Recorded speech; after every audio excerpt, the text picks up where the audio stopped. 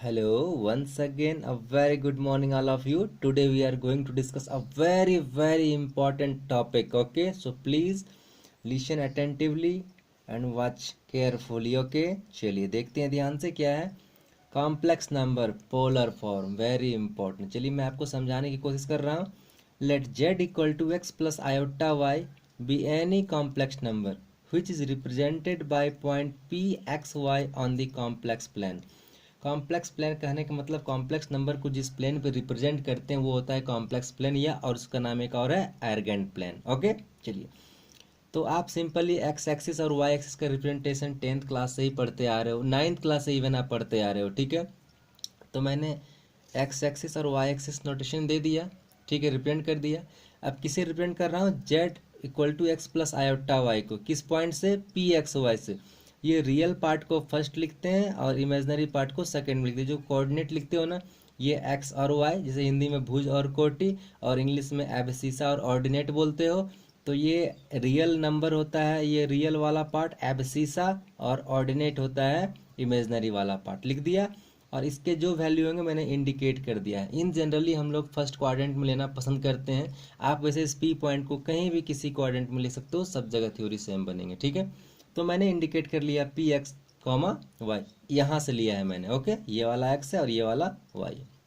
अच्छा, अब इसके लिए मैं एक परपेंडिकुलर डाल रहा हूँ एक्स एक्सिस पे, और एक रेडियस डॉक्यूमेंट अटैच कर रहा हूँ ओरिजिन से। इस पी पॉइंट को अटैच कर दिया मैंने। ये जो एंगल फॉर्म किया इसे थीटा लिख दिया, और इसे मैंने रेडियस आर नोटेशन दे दिया। ओके, अब यहाँ से ओ एम का डिस्टेंस एक्स और पी एम का डिस्टेंस वाई होगा। ओके, अब चलिए आते हैं थ्योरी पे, आगे बढ़ते हैं। लिखते हैं here X axis is called real axis. Very important, X axis को हम लोग रियल एक्सिस कहते हैं और वाई एक्सिस को क्या कहते हैं? Imaginary axis. Please keep in mind, very important fact. Now modulus Z, ध्यान से देखिए मॉड्यूलस जेड हम लोग कैसे निकालते हैं। यदि मैं कहूँ आप ओपी का डिस्टेंस निकालिए, यहाँ से ओपी निकालिए तो क्या होगा? ये 0 0 और पी एक्स वाई का डिस्टेंस मॉडुलस ओपी आप फाइंड करोगे तो देखो तो root under X square plus Y square मिलेगा। ठीक है, आप डिस्टेंस फार्मूला जानते हो किसी दो पॉइंट का फाइंड करने के लिए। ठीक है, तो बस यूज़ कर दो, आपको ये मिलेंगे। और यही रेडियस है ना, इट मीन्स आर मिल गया।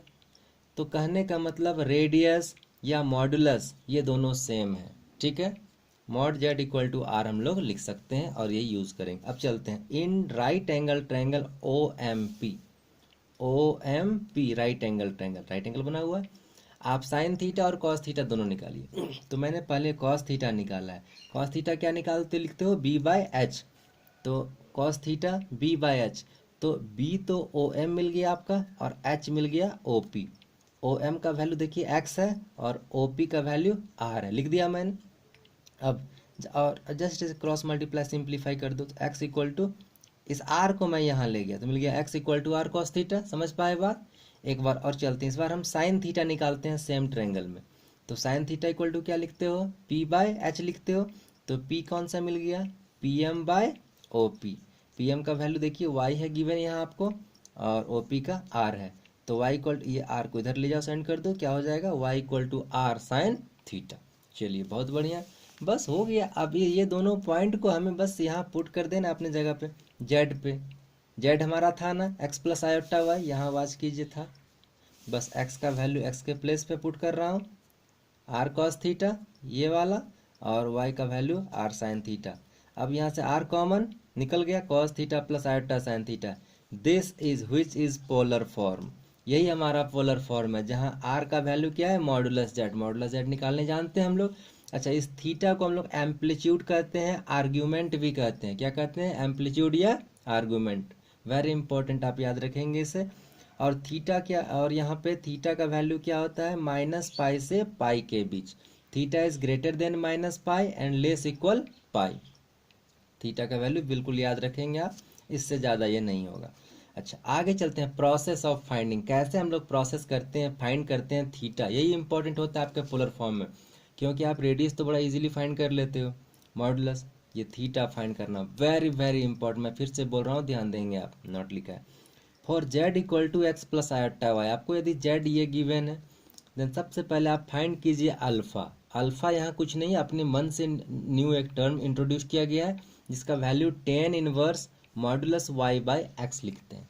आप पहला स्टेप ये करोगे। Second step, now theta will be as follows figure, ये जो फिगर मैंने बताया इसके अनुसार थीटा का वैल्यू हो गया।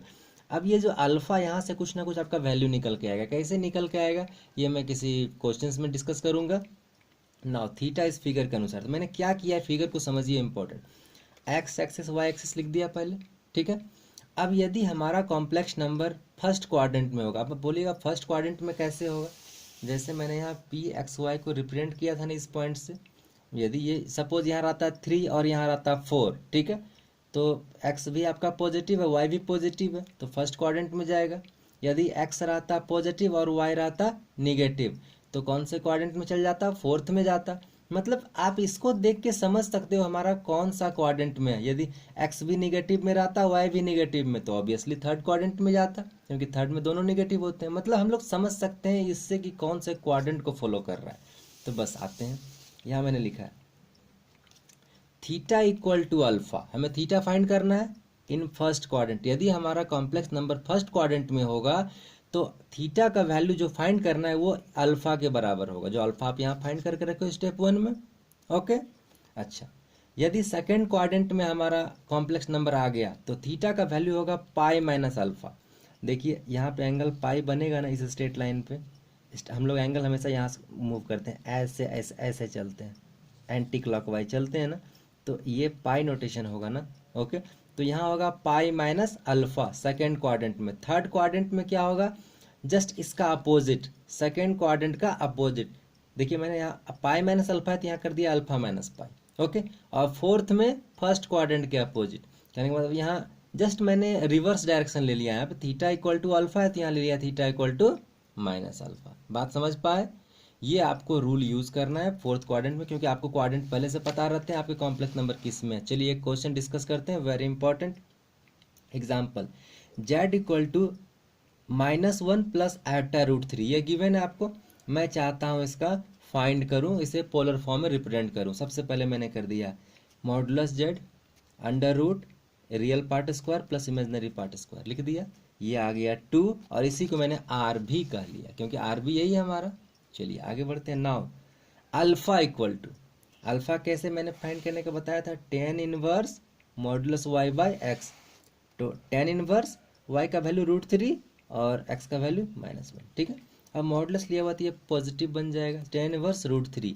अब आप जरा बताइए कि 10 में रूट 3 का वैल्यू कब आता है, तो आपको पता होगा 10 में रूट 3 का वैल्यू आता है आपका 60 डिग्री में आता है। क्या इसका मतलब, इस रूट 3 के जगह पे हम लोग लिख सकते हैं 10 60, और 10 इनवर्स और 10 दोनों आपस में कैंसिल हो जाएंगे और हमें बचेगा क्या, पाई बाय 3, इट मीन्स 60 बचेंगे। फिर से समझिए, 10 इनवर्स रूट 3 है ना, और रूट 3 को हम लोग लिख सकते हैं 10 60, 10 पाई बाय 3। तो 10 और ये 10 इनवर्स दोनों आपस में कैंसिल, आपके पास सिर्फ रह जाएंगे pi by 3। And theta equal to क्या हो जाएंगे, आप पहले फाइंड कीजिएगा आपके कौन से क्वाड्रेंट में आ रहे हैं। तो हमारा x निगेटिव है और y पॉजिटिव है, तो बताइए x निगेटिव और y पॉजिटिव कौन से क्वाड्रेंट में, सेकंड क्वाड्रेंट में आपका x निगेटिव होता है और y पॉजिटिव होता है। तो z is in second quadrant, तो सेकंड क्वाड्रेंट में क्या फार्मूला है, pi minus theta, sorry alpha. तो theta equal to pi minus alpha, और अल्फा का वैल्यू आपका यहाँ पाई बाय 3 फाइंड कर सके हो, तो पाई माइनस पाई बाय 3 लिख दिया, 2 पाई by 3, since z is in second quadrant मैंने यहाँ लिख रखा है। नाउ देन पोलर फॉर्म क्या हो जाएंगे, therefore polar form is equal to z equal टू r cos theta plus iota sine theta. r का वैल्यू 2 आपने ऊपर फाइंड करके रखा है, थीटा का वैल्यू 2 पाई बाय 3, तो r cos theta plus iota sine theta. This is your required polar form. I think आप मेरी बात को समझ पाए होंगे, ठीक है। Have a nice day, thank you.